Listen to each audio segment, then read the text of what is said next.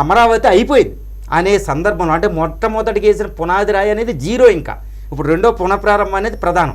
కానీ ఈ పునఃప్రారంభానికి పవన్ కళ్యాణ్ గారు చాలా సందర్భాల్లో మీకు గుర్తుందో లేదో చెప్పారు, నేను వస్తాను, మళ్ళీ అమరావతి పునఃప్రారంభం అవుద్ది, ఆంధ్రులకు ఒక క్యాపిటల్ అడ్రస్ ఇస్తానని చాలా సందర్భాల్లో ఆయన చెప్పింది ఉంది. అంటే ఆయన చాలా కృషి తెలిపారు. ఆ టైంలో ధైర్యంగా అంతటి ప్రభుత్వానికి వ్యతిరేకంగా అసలు మాట ఆడడానికే భయం. ఇప్పుడు చంద్రబాబు నాయుడు గారు జైల్లో ఉన్నప్పుడు అసలు ఆంధ్రప్రదేశ్లో తిరగడానికి, ఆ వారాహి మీద తిరగడానికి ఎంతో గుండె ధైర్యం కావాలి. ఆ విషయం మీకు అందరికీ తెలుసు.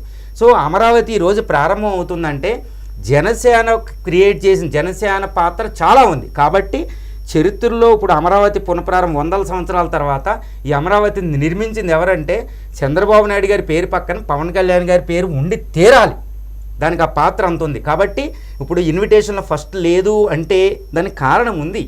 ఇప్పుడు ఇన్విటేషన్లో రెండోసారి వేశారు అంటే దానికి కారణం ఉంది. సో దీనికి ఏంటంటే పవన్ కళ్యాణ్ గారి చంద్రబాబు నాయుడు గారికి రెండోసారి పునఃప్రారంభం అవుతుందంటే చంద్రబాబు నాయుడు గారికి ఎంత ఉందో ఉండాలి. కాబట్టి అమరావతి భవిష్యత్ తరాలు 100 సంవత్సరాల తర్వాత ఈ నిర్మించింది ఎవరు అంటే చంద్రబాబు నాయుడు, పవన్ కళ్యాణ్ అని చెప్పుకోవాలి.